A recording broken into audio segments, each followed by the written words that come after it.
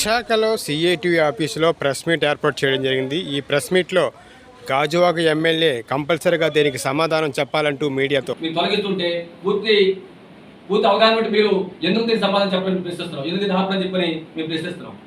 పైగా మరో విభజన వాక్యాలు ఆయన చేశారు.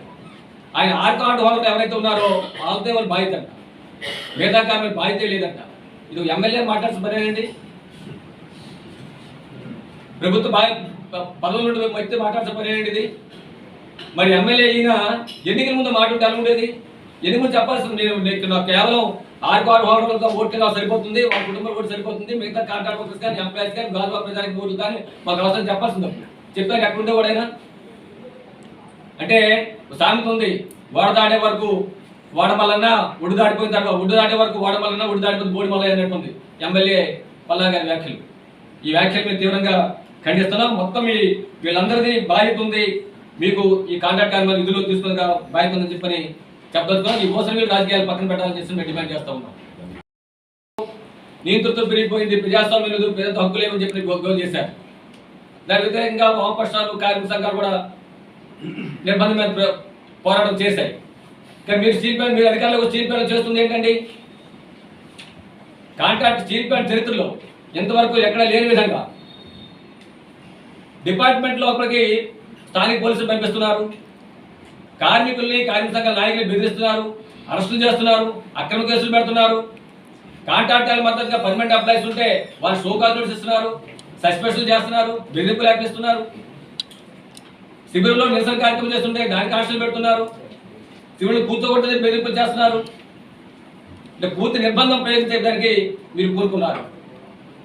గతంలో ఏయూ నిర్బంధం మీద, ఫ్యాకల్టీ తొలగి విషయం మీద నేను పల్లా శ్రీనివాసరావు గారి ఆందోళన కార్యక్రమం చేశారు ప్రజాస్వామ్యం కోసం. మరి మీరు రాష్ట్ర అధ్యక్షుడిగా ఉండి మీ నియోజకవర్గంలో మీ కళ్ళ ముందే మీకు ఓటేసి గెలిపించినటువంటి కార్మికులు కుటుంబాల మీద నిర్బంధం ప్రయోజనం చెప్పినట్టే ఇది ప్రజామతం తప్ప ఇక్కడ కాదని చెప్పి చెప్పదలుచుకున్నాం. కాబట్టి ఈ నిర్బంధకాన్ని వెంటనే వెనక్కి వినాడాలని చెప్పి తీసుకోవాలని చెప్పి మేము డిమాండ్ చేస్తూ ఉన్నాం. ఎమ్మెల్యే భర్త గారు మీరు వెంటనే జోక్యం చేసుకుని రంగంలో దేవుడు మీ బాధ్యత ఇది. మిమ్మల్ని ఓటేసి గెలిపించారు కదా, నీకు రాష్ట్రంలో ఎక్కడా లేని మెజార్టీ మీకు ఇచ్చారు. మీరు బాధ్యత వహించి తొలగించిన ప్రతి కాంట్రాక్ట్ కార్మికులు విధుల్లోకి తీసుకునే చర్యలు చేపట్టండి. భవిష్యత్తులో ఏ ఒక్కరిని విధుల్లోకి తొలగించకుండా చర్యలు చేపట్టండి. స్టీల్ ప్లాంట్ పట్టుకట్టాలని చెప్పారంటే సొంత గనులు అవసరం, ఆ సొంత గనులు సాధించండి. పూర్తి ఉత్పత్తి సామర్థ్యం నడిపించే చర్యలు చేపట్టండి. కార్మికుల నిర్బంధం వెంటనే ఆపండి. ఆ విధంగా బాధ్యత వహించడం ద్వారా మిమ్మల్ని ఓటేసి ప్రజానికి మీరు విలువాలని చెప్పని మేము చెప్తున్నాం. మీడియా మిత్రులకు నమస్కారం. మన గాజువాక నియోజకవర్గ ఎమ్మెల్యే గారు, రాష్ట్ర తెలుగుదేశం అధ్యక్షులైన గౌరవనీయులు పల్లా శ్రీనివాస్ గారు నిన్న మాట్లాడి బాధాకరమైన విషయాలు మాట్లాడి స్టీల్ ప్లాంట్ ఎంప్లాయీస్ని, కార్మిక సంఘాలని వారు అనరాని మాటలుగా చెప్పారని చెప్పేసి మేమైతే భావిస్తున్నాం. మరి ముఖ్యంగా మా జేఏసీ చైర్మన్ చెప్పిన అన్ని విషయాలకి వారు సమాధానం చెప్పవలసిన బాధ్యత అతనికి ఉంది. ఎందువల్లంటే స్టీల్ ప్లాంట్ అతని నియోజకవర్గంలో ఉంది, స్టీల్ ప్లాంట్ కాపాడవలసిన బాధ్యత అతని మీద ఉంది. గతంలో మరి ఇదే స్టీల్ ప్లాంట్ కాపాడడానికి 6 రోజులు అతను నిరాదీక్ష చేశారు. అప్పుడున్న ప్రభుత్వం వారిని నిర్బంధించలేదే, స్వేచ్ఛ ఇచ్చింది. స్టీల్ ప్లాంట్ని కాపాడడానికి మీరు చేసే కార్యక్రమాలకి పూర్తి మద్దతు ఇచ్చింది.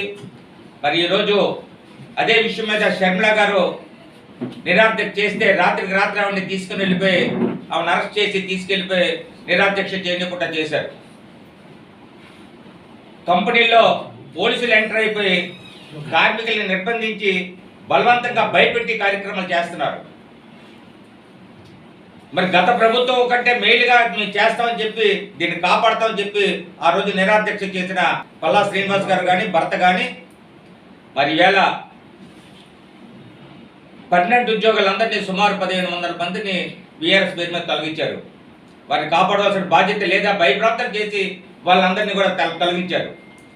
ఒక కంపెనీ పెడితే ఆ కంపెనీలో ఉద్యోగాలు వస్తే ఉద్యోగాలు రావడం వల్ల ప్రజలందరూ బ్రతుకుతారని చెప్పేసి భావిస్తాం మనందరూ కూడా. అదేవిధంగా ఏదైనా ఒక కంపెనీ పెడితే గవర్నమెంట్ కొన్ని నామ్స్ పెడుతుంది, కాంప్లిమెంట్ అంటారు, గవర్నమెంట్ కాంప్లిమెంట్. ఈ గవర్నమెంట్ కాంప్లిమెంట్లో పర్మనెంట్ ఉద్యోగస్తులు ఎంతమంది ఉండాలి, ఆఫీసర్స్ ఎంతమంది ఉండాలి, కాంట్రాక్ట్ కార్మికుల ద్వారా ఎంతవరకు తీసుకోవాలని దాని మీద గవర్నమెంట్ కాంప్లిమెంట్ ఉంటుంది. ఆ కాంప్లిమెంట్ ఏంటనేది పల్లా శ్రీనివాస్ గారికి తెలియదా అని వారిని ప్రశ్నిస్తున్నాయి ఈవేళ. అంతేకాకుండా ఇది ప్రభుత్వ సొమ్ము జీతాల పేరు మీద ఇచ్చేస్తే కంపెనీ మూసేస్తారని చెప్తున్నారు. మరి ఇదే ప్రజా సొమ్ముతో మరి ఎమ్మెల్యేగా జీతాలు తీసుకోవట్లేదా? ఎమ్మెల్యేగా నువ్వు దానికి కావాల్సిన మౌలిక సదుపాయాల గురించి నువ్వు కంపెనీ గవర్నమెంట్ డబ్బు వాడట్లేదా? ఒక్కసారి గుండె మీద చేసుకోమని వారిని ప్రశ్నిస్తున్నావు. అంతేకాదు 30 సంవత్సరాలు 40 సంవత్సరాలు పనిచేసిన కార్మికుడికి పెన్షన్ లేకుండా ఉంది. నువ్వు 5 సంవత్సరాలు ఒక ప్రజానాయకుడిగా పనిచేస్తే పెన్షన్ తీసుకుంటున్నావే, అది ప్రజా సొమ్ము కాదా? ప్రజలకు చెప్పాల్సిన బాధ్యత మరి పల్లా శ్రీనివాస్ గారికి ఉంది. ఈ సిజెహెచ్ హాస్పిటల్ సౌకర్యం పొందుతున్నావు, అది ప్రజా సొమ్ము కాదా? ఒక్కసారి ఎమ్మెల్యే చేస్తే చాలు, పెన్షన్లు, సిజెహెచ్ హాస్పిటల్ సౌకర్యాలు వారికి, వారి కుటుంబానికి, వాళ్ళ తల్లికి, తండ్రికి, పిల్లలకి నువ్వు అనుభవిస్తున్నావే, మరి అది ప్రజా సొమ్ము కాదా? ఒక పల్లా శ్రీనివాస్ గారిని గుండె మీద చేసుకొని చెప్పాల్సిందిగా కోరుతున్నాం. ఈరోజు మీరు ఒక బాధ్యత ఎమ్మెల్యేగా ఉండి విశాఖ ఉక్కు పరిశ్రమను కాపాడుతాం, విశాఖ ఉక్కు పరిశ్రమ ప్రైవేటీకరణ చెయ్యము, మౌలికం ఎందుకు ప్రకటించలేకపోతున్నారని అడుగుతున్నాం. దానికి సొంత పనులు ఎందుకు కేటాయించలేదని అడుగుతున్నాం. ఇంకా ఆలు లేదు, సూలి లేదు, కొడుకు సామలింగం అన్నట్టు నక్కపల్లిలో ఏదో ప్లాంట్ పెడతారట ఈ కూటమి నాయకులందరూ కలిపి, వాళ్ళకి గనులు కేటాయించమని మోడీని అడిగారు తప్ప విశాఖ స్టీల్ ప్లాంట్కి గనులు కేటాయించమని మీరు అడిగారా? ఒకసారి గుండె మీద చేసుకొని చెప్పమని